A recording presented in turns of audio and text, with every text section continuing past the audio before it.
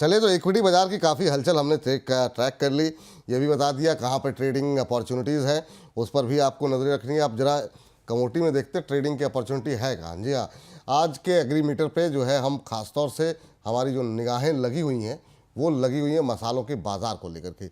इसको लेकर के कुछ एक अपडेट्स आई हैं जिसके बारे में हम आपसे बातचीत करेंगे। आज हम जीरा धनिया के ऊपर बातचीत करेंगे। दरअसल मार्च की तुलना में अप्रैल के अगर महीने की बात करें तो जीरे की आवक में हमने देखा कि 35% के आसपास की गिरावट देखने को मिली है। इसके अलावा मार्च में जीरा के निर्यात के आंकड़े भी अच्छे रहे हैं। इसके अलावा जून में जीरा की खुदरा और थोक मांग और ज़्यादा बढ़ने की संभावना है। वहीं अगर हम बात जरा धनिया की करें तो बीते एक महीने में कोटा मंडी में धनिया की कीमतों में करीब 200 रुपये तक की गिरावट आ चुकी है।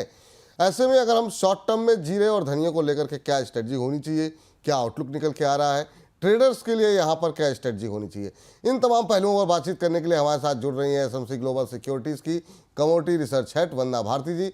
वंदना जी, बहुत बहुत स्वागत, नमस्कार आज के इस विशेष कार्यक्रम में। विपुल जी, आपको और दर्शकों को मेरा नमस्कार। नमस्कार मैम।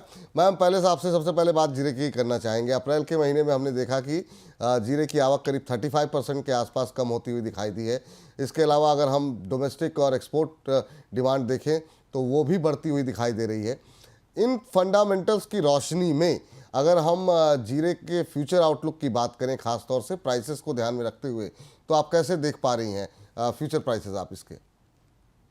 विपुल जी, सबसे पहले तो ये कमोडिटी में प्रोडक्शन कम है, लेकिन ओपनिंग स्टॉक्स इसके काफी ज्यादा है, जिसकी वजह से हम लोगों ने बहुत ज्यादा इम्पैक्ट आता हुआ नहीं देखा है।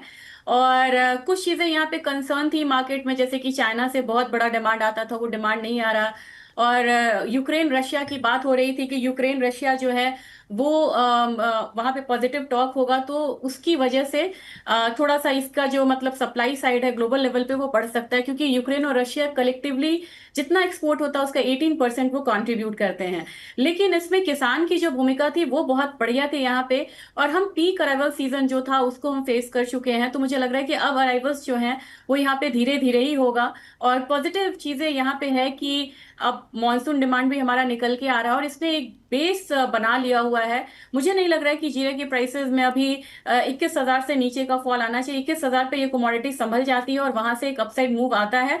और मुझे लग रहा है कि मॉनसून जैसे ही यहाँ पे अप्रोच करेगा, प्राइसेस यहाँ पे हायर साइड जाएगा और ऊपर की तरफ एक बार 24,000 25,000 तक का जो लेवल्स है वो आता हुआ हम देख सकते हैं। थोड़ा बहुत हमारा इंडो पाक का जो टेंशन था जिससे हमारा ये सफर किया था, लेकिन अब मंडी में एक्टिविटीज जो है वो बढ़ती हुई नजर आ रही हैं, क्योंकि जो दो पोर्ट्स थे कांडला और मुंद्रा वो 3 दिनों के लिए बंद थे, तो उसका भी एक इम्पैक्ट आता हुआ हम लोगों ने देखा।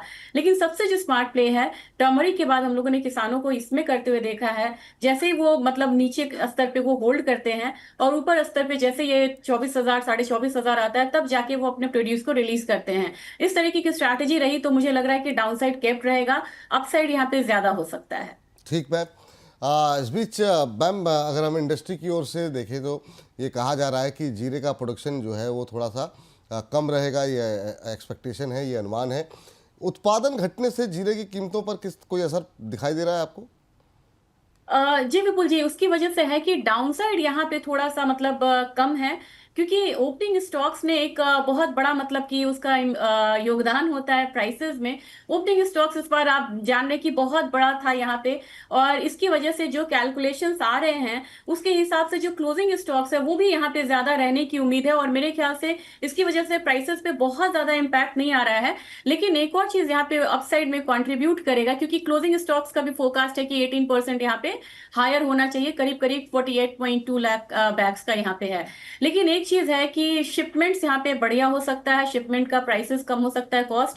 दूसरी चीज है कि इंडियन पैरिटी कॉम्पिटिटिव रहेगी, क्योंकि आईएनआर जो कि 84 से नीचे आया था वो भी अब यहाँ पे दोबारा डिप्रिशिएट हो रहा है। तो जितनी भी एक्सपोर्ट कमोडिटीज है, करेंसी अगर डिप्रिशिएट होगी, ये एक पॉजिटिव फैक्टर्स है। तो इसकी वजह से मुझे लग रहा है कि प्राइसेस यहाँ पे हायर साइड रहेगा। और जैसा कि आप जान रहे हैं विपुल जी की मॉनसून डिमांड यहाँ पे आता है, इसके बाद जो शादियों का जो डिमांड होता है वो भी यहाँ पे अच्छा खासा बढ़ता हुआ नजर आ सकता है 25 में। और मुझे लग रहा है कि जून ऑनवर्ड्स यहाँ पे पिकअप आएगा स्पॉट डिमांड में। तो 24 में जो हम लोगों ने 23 में हालांकि जो हम लोगों ने देखा था एक्सपोर्ट फिगर्स वो काफी ज्यादा मतलब अट्रैक्टिव था। 24 में थोड़ा मतलब कि यहाँ पे अच्छा रहा है। 25 अपना अगर पिकअप लेता है तो मेरे ख्याल से एक्सपोर्ट डिमांड की वजह से भी जीरे में एक अच्छा मूव आता हुआ हम देख सकते हैं। और मुझे लग रहा है कि ये 90 दिनों का जो ट्रेड डील हुआ है यूएस और चाइना के बीच से, तो अब चाइना का ध्यान थोड़ा सा और कंट्रीज पे भी होगा और वो थोड़ा सा नॉर्मलाइज होके जैसे एक्सपोर्ट करते इंपोर्ट करते थे वैसे वो शुरुआत कर सकते हैं। हम्म। चलिए, ये तो बात रही जीरे की। थोड़ा सा आगे बढ़ते हैं जीरे से, और जरा मैम थोड़ी सी बात आपसे धनिये को लेकर के भी करना चाहेंगे। बीते अगर हम 1 महीने की बात करें तो धनिये की कीमतों में गिरावट देखने को मिल रही है।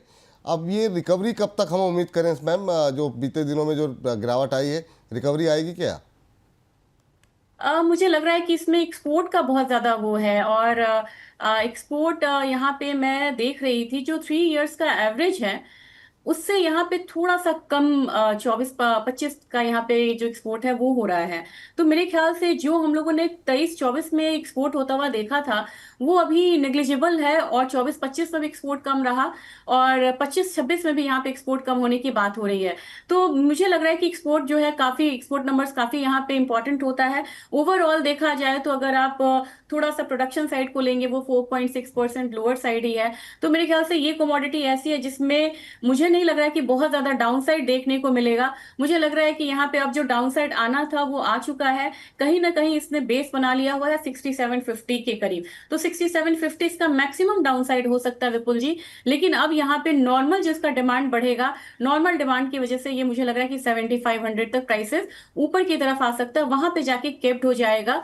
और बाकी जो कंट्रीज हैं, अगर यहाँ पे जैसे कि सी रूट वगैरह में नॉर्मलाइज होता है यूक्रेन रशिया की वजह से, तो मुझे लग रहा है कि थोड़ा सा स्पाइसेस पे जो अपसाइड रहेगा वो केप्ड हो सकता है। तो मेरे ख्याल से 7500 को फिलहाल टारगेट करना चाहिए धनिया में।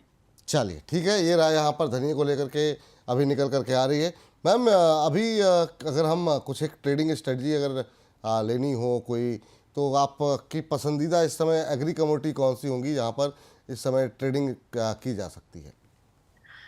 जी विपुल जी, कैस्टर में यहाँ पे एकरेज काफी कम है, और प्रोडक्शन एकरेज से ज्यादा यहाँ पे प्रोडक्शन कम होने की बात हो रही है, 20-25% तक है। तो मुझे लग रहा है ये कमोडिटी स्ट्रांग है। 6455 के करीब बाइंग रिकमेंडेशन रहेगी, 6500 का टारगेट रहेगा। स्टॉप लॉस होगा 6435 का, ये जून कॉन्ट्रैक्ट है। दूसरी कमोडिटी यहाँ पे गम है। ग्वारगम में मुझे लग रहा है कि काफी ज्यादा हम लोगों ने डाउनसाइड आता हुआ देखा है।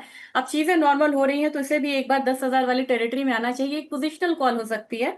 तो 97-95 के करीब यहाँ पे बाइंग करनी है, 10,000 का टारगेट रखना है। स्टॉप लॉस 9650 का लगाना है। और मुझे लग रहा है कि ग्वारसीड हो या ग्वारगम हो विपुल जी, अब थोड़ा सा स्ट्रॉन्ग साइड वो ट्रेड कर सकता है। चलिए मैम, ये यहाँ पर दो जो है ट्रेडिंग कॉल निकल करके आई है आपके लिए। सबसे पहले तो ग्वारगम में आप खरीदारी करके चलें 9795 के आसपास, और यहाँ पर आपको स्टॉप लॉस दिया गया है 9650 का, वो आपको फॉलो करना होगा। और ऊपर की तरफ आपको करीब करीब 205 रुपये ऊपर 10,000 रुपये तक के लक्ष्य जो है वो आपको देखने को मिल सकते हैं। तो ग्वारगम में खरीदारी करने की सलाह है फ़िलहाल के लिए। दूसरी कमोडिटी जहाँ पर कि आपको खरीदारी करने की ही सलाह दी जा रही है यहाँ पर, वो है कैस्टर सीड। कैस्टर सीड में अब बाइंग अपॉर्चुनिटी बनती हुई दिखाई दे रही है। 6455 के आसपास खरीदिए। एक आपको 20 रुपये नीचे का स्टॉप लॉस दिया जा रहा है, वो आपको फॉलो करना होगा 6435 का। और ऊपर की तरफ 6500 रुपये 45 रुपये ऊपर का टारगेट दिया जा रहा है। 6500 के टारगेट के लिए यहाँ पे खरीदारी करके चलें, ये सलाह निकल करके आ रही है। तो ये दो टॉपिक आपके लिए यहाँ पर एग्री कमोडिटीज़ के लिए, तो चाहे वो इक्विटी मार्केट हो या कमोडिटी, सब में जो है ट्रेडिंग अपॉर्चुनिटीज़ जो है वो निकल के आ रही है। Ma'am Vandana ji, thank you, बहुत बहुत धन्यवाद आज की चर्चा में जुड़ने के लिए और इन दोनों कमोडिटीज़ पर डिटेल में बातचीत करने के लिए। बहुत बहुत शुक्रिया।